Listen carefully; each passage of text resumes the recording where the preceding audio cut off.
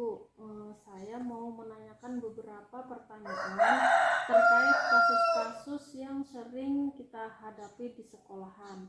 Nah, selama ini bagaimana Pian dalam mengidentifikasi kasus-kasus yang merupakan dilema etika atau bujukan moral, Bu? Oh, begini. Dalam beberapa kasus yang kami hadapi di sekolah, ada beberapa kasus yang sama-sama benar dari kedua belah pihak. Namun ada juga kasus yang salah satu salah dan salah satu benar. Untuk mengetahui apakah kasus tersebut dilema etika atau bujukan moral, saya lihat dari kedua sisi. Apabila ada sisi yang bersinggungan di mana salah satu pihak atau melanggar hukum dan salah satu pihaknya benar, maka kasus tersebut dapat digolongkan ke dalam bujukan moral. Apabila kedua sisi yang bersinggungan sama-sama benar, maka kasus tersebut dapat digolongkan kasus dilema etika. Jadi melihat dari posisi kasus tersebut nih, Bu, dari kedua belah pihak, kalau sama-sama benar berarti Pian golongkan ke dalam dilema etika. Tapi kalau ada salah satu yang salah, maka kasus tersebut dapat disimpulkan sebagai bujukan moral. Nah, kemudian selama ini bagaimana Pian menjalankan pengambilan keputusan di sekolah Pian, terutama untuk kasus-kasus di mana ada dua kepentingan yang sama-sama benar atau sama-sama mengandung nilai kebajikan? Nah, selama ini kita dalam menjalankan pengambilan keputusan itu harus musyawarah dulu dengan para dewan guru, bila perlu dengan ibu pengawas sekolah. Bila kasus tersebut berat, kan agar dapat bahan pertimbangan dalam mengambil keputusan pada masalah. Jadi perlu adanya kolaborasi, Ibu. Iya, harus ada kerjasama. Kemudian langkah-langkah atau prosedur seperti apa yang bisa Pian lakukan selama ini? Dianalisa dulu, baru bermusyawarah dengan wali kelas. Selanjutnya dapat dirapatkan dengan dewan guru. Apabila kasus tersebut tergolong berat, melibatkan orang tua murid, pengawas, juga tokoh masyarakat yang ada, misalnya seperti ketua komite. Jadi tetap perlu kerjasama, Ibu, dalam menentukan penyelesaian kasus tersebut. Iya, harus itu. Kemudian hal apa saja yang selama ini Pian anggap efektif dalam pengambilan keputusan pada kasus-kasus dilema etika?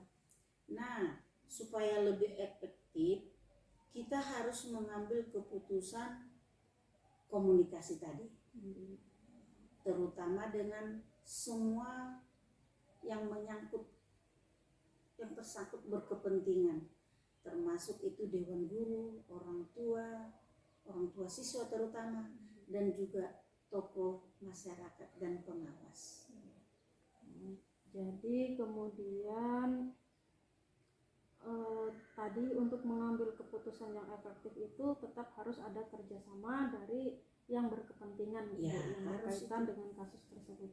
Kemudian nih, hal-hal apa saja yang selama ini merupakan tantangan dalam pengambilan keputusan pada kasus-kasus dilema etika tersebut? Nah, tantangan dalam pengambilan keputusan adalah ketika dihadapi dengan permasalahan dilema etika itu, kita harus bisa bersikap lebih bijak. Karena kalau tidak bisa kita salah-salah. Juga bijak dan adil dalam mengambil keputusan agar keputusan yang kita ambil dapat kita pertanggungjawabkan dan juga menguntungkan pada kedua belah pihak. Jadi harus sama-sama adil, Bu, karena tadi dilema etika adalah kedua belah pihak sama-sama benar. Jadi harus menguntungkan kedua belah pihak. Harus itu. apakah pian memiliki sebuah tata kala atau jadwal tertentu dalam sebuah penyelesaian kasus dilema etika? Atau apakah pian langsung menyelesaikan di tempat ketika berhadapan dengan kasus dilema etika, atau memiliki jadwal untuk menyelesaikannya? Bentuk atau prosedur seperti apa yang pian jalankan selama ini? Tergantung kasus dilema etika atau bujukan moral yang dihadapi. Apabila termasuk kasusnya ringan, saya bisa mengambil keputusan. Namun apabila tergolong kasusnya agak berat, maka saya harus melibatkan semua pihak, seperti tokoh masyarakat, orang tua siswa, pengawas, dan pemangku yang berkepentingan. Jadi dalam menghadapi kasus-kasus tersebut itu pian akan menghadapi secara langsung apabila kasusnya ringan gitu. Iya. Tapi kalau termasuk pelanggaran berat, dilemanya terlalu berat, Iya. maka perlu melibatkan semua pemangku kepentingan. Kemudian adakah seseorang atau faktor-faktor apa yang selama ini mempermudah atau membantu pian dalam pengambilan keputusan dalam kasus-kasus dilema etika? Nah, faktor yang membantu saya itu dalam menyelesaikan kasus dilema etika ini adanya kolaborasi itu dengan para guru dan pemangku yang berkepentingan.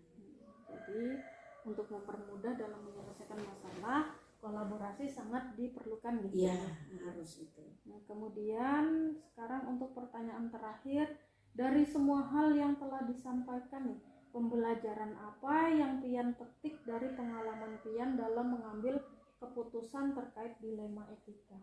Nah, pelajaran yang dapat kita ambil itu perlu memperhatikan budaya di lingkungan sekolah kita untuk mengambil keputusan, agar sekolah untuk mengambil keputusan itu dapat adil dan dapat dipertanggungjawabkan serta menguntungkan kedua belah pihak. Jadi untuk pembelajarannya pian sudah dapatkan, semoga di kemudian hari kita dapat lebih bijak lagi gitu dalam menanggapi kasus-kasus dilema etika di sekolah, karena tidak dapat kita pungkiri kita sering sekali menghadapi kasus-kasus dilema etika di sekolah kita gitu. Baik Ibu, terima kasih banyak atas waktu yang pian berikan. Cukup sampai di sini pertanyaan ulun. Terima kasih.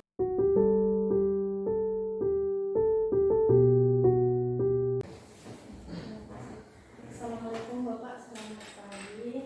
Perkenalkan ulun. Waalaikumsalam warahmatullahi wabarakatuh. Selamat pagi. Perkenalkan Pak, ulun Putri Umeja, calon guru penggerak angkatan 9. Nah, di sini ulun mau minta tolong sama pian, ada beberapa pertanyaan yang akan ulun sampaikan terkait masalah-masalah dilema etika di sekolah.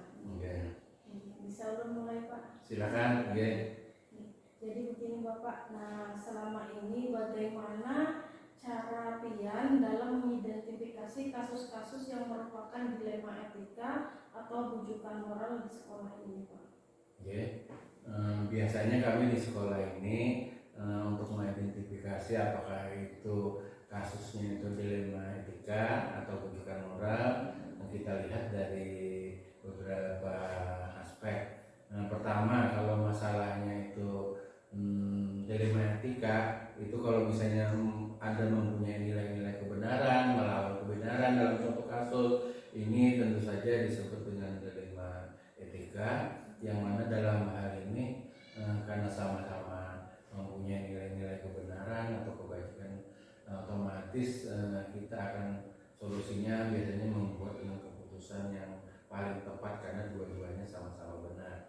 Tapi kalau bujukan moral itu benar dengan salah, itu biasanya kalau kita berdasarkan aspek hukum positif, ya, kalau memang salah itu memang sudah pasti, benar juga sudah pasti, mungkin tidak banyak suatu mengambil keputusan yang paling tepat sekali. Tapi kalau masalah yang dilema itu karena sama-sama benar itu harus mencari keputusan yang paling tepat di antara keputusan yang benar. Itu biasanya kami. Jadi agak susah ya Pak kalau Jadi kalau dilema etika karena sama-sama punya nilai kebenaran dua-duanya, benar melawan benar. Jadi selama ini bagaimana Pian menjalankan pengambilan keputusan di sekolah Pian, terutama untuk kasus-kasus di mana ada dua kepentingan yang sama-sama benar atau sama-sama mengandung nilai kebajikan. Biasanya kami kalau menyelesaikan masalah dilema etika di sekolah ini, biasanya bagaimana langkah-langkahnya atau tadi itu? Bagaimana menjalankan pengambilan menjalankan. Berarti sama bagaimana cara menjalankan. Biasanya kita mengidentifikasi masalah dulu, mengumpulkan fakta-fakta, kemudian kita siapa yang terlibat dalam kasus dilema etika tadi, kemudian kita juga dari situ kita mengambil alternatif solusi pemecahan masalah. Dari itu biasanya baru kita mengambil keputusan yang paling tepat tadi di antara nilai-nilai kebenaran melawan kebenaran tadi, sehingga bisa diterima oleh pihak-pihak yang berkepentingan. Bagaimana langkah-langkah atau prosedurnya yang dilakukan? Langkah-langkahnya itu biasanya kami tentu saja menganalisis dulu apa penyebab masalahnya dulu, kemudian siapa yang terlibat, identifikasi dulu, kemudian termasuk juga tadi membuat alternatif pemecahan masalah, kemudian dalam hal ini juga melibatkan warga sekolah dalam mengambil alternatif keputusan solusi tadi masalah. Kemudian baru yang terakhir itu kita mengambil keputusan, biasanya itu mengambil keputusan yang paling tepat lah di antara yang menghadapi dilema etika tadi. Berarti yang sama-sama menguntungkan ya? Menguntungkan. Kalau itu misalnya tentang murid, berpihak kepada murid, tidak merugikan, bisa diterima oleh kedua belah pihak. Jadi hal apa saja yang selama ini Pian anggap efektif dalam pengambilan keputusan pada kasus-kasus dilema etika ini? Biasanya untuk supaya efektif ya, itu biasanya kita menganalisis dulu sebagaimana faktor penyebabnya, kemudian juga kita melibatkan warga sekolah juga, kemudian kita bermusyawarah cara mengambil alternatif solusinya pemecahan masalah. Kemudian kita juga biasanya langkah efektif yang terakhir kita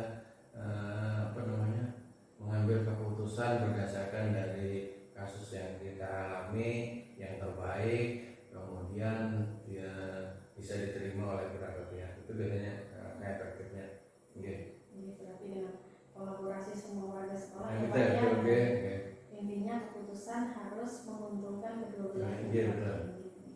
Kemudian hal apa saja yang merupakan tantangan Pak dalam pengambilan keputusan ini, karena kan kalau sama-sama benar itu susah. Jadi kalau mengambil keputusan supaya masalah dilema etika ini bisa berjalan efektif, itu tantangan ya. Tantangan buat saya karena sudah beberapa terjadi misalnya di sekolah ini. Saya itu tantangannya terutama bagaimana membuat keputusan yang paling tepat dan bijaksana, diterima semua pihak. Itu yang paling efektif. Kemudian bagaimana saya berbuat adil, tidak mengecewakan salah satu pihak, sehingga tidak ada yang dirugikan, diterima untuk menyelesaikan masalah itu. Itu yang paling penting. Karena apa yang menurut kita benar. Karena betul kata Ibu, karena dilema etika ini mengambil keputusan yang ada nilai benar melawan yang benar. Otomatis tantangan saya itu mengambil keputusan yang mana yang paling tepat di antara itu. Karena sama-sama benar, jadi susah kan, jadi ambillah yang paling tepat. Mungkin. Jadi apakah pian memiliki sebuah tata cara atau jadwal tertentu nih dalam sebuah penyelesaian kasus dilema etika, atau apakah pian ini langsung menyelesaikan di tempat saat ada kejadian, atau memiliki jadwal untuk menyelesaikannya, misalnya berupa prosedurnya itu seperti apa yang pian jaga? Oke, biasanya kita lihat dari ringan beratnya dari kasus dilema etika. Kalau itu ringan, itu biasanya saya langsung mengambil keputusan langsung, apalagi itu hanya ringan saja, tidak sampai berkepanjangan atau terlalu berat, itu biasanya langsung diputuskan. Tapi kalau itu misalnya dirasa berat, misalnya masalah kasusnya ini berat, biasanya harus dibikin jadwal tertentu, kemudian kita melibatkan warga sekolah juga, misalnya ada rapat tertentu gitu dalam mengambil keputusan atau pemecahan masalah, sehingga keputusan itu bisa tepat untuk mengatasi masalah problem dilema etika tadi. Berarti tergantung berat atau ringannya ringannya tersebut nih Pak. ya. Nah, kemudian adakah seseorang atau faktor-faktor yang selama ini mempermudah atau membantu klien dalam pengambilan keputusan dalam kasus-kasus dilema etika? Iya, tentu saja kita kalau mengambil keputusan itu ada yang membantu kita supaya keputusan itu efektif dan tepat. Biasanya kita menggunakan stakeholder kita, pemangku kepentingan, biasanya wali murid atau orang tua murid, komite sekolah, tokoh-tokoh masyarakat tertentu yang dianggap penting. Kemudian juga kita menggunakan aturan yang berlaku sebagai kebijakan di sekolah, norma-norma yang kita bikin di sekolah itu, sehingga itu bisa bisa membantu kita dalam menyelesaikan kasus dilema etika tadi. Berarti ada kerjasama dari berbagai Dengan stakeholder, terus menggunakan aturan yang berlaku juga, tentu saja ini supaya bisa terpecahkan. Kemudian dari semua hal yang telah Pian sampaikan, pembelajaran apa yang bisa Pian petik dari pengalaman Pian dalam mengambil keputusan dilema etika ini? Jadi kita mengambil keputusan karena ini dilema etika ini masalah benar melawan benar. Biasanya pembelajarannya itu bagi saya itu saya bisa membuat menganalisis permasalahan itu dengan efektif dan benar. Itu saya lebih bisa untuk menganalisis lebih tepat dan benar, sehingga saya bisa mengambil keputusan yang tepat. Karena dilema etika ini adalah mengambil keputusan yang terhadap kasus-kasus yang mempunyai nilai kebajikan, yang benar melawan benar, itu. Jadi yang kedua, saya harus mengambil keputusan itu yang mana yang resikonya yang paling kecil, karena memang setiap keputusan itu ada resikonya. Jadi saya harus mengambil keputusan, tentu saja mengambil keputusan yang paling kecil resikonya, dan itu bisa diterapkan oleh kita semua sehingga masalah tersebut bisa selesai. Itu pembelajarannya. Jadi menganalisis dan menentukan keputusan yang sama-sama menguntungkan kedua belah pihak, kemudian yang kemungkinan resikonya yang paling kecil itu yang paling ambil.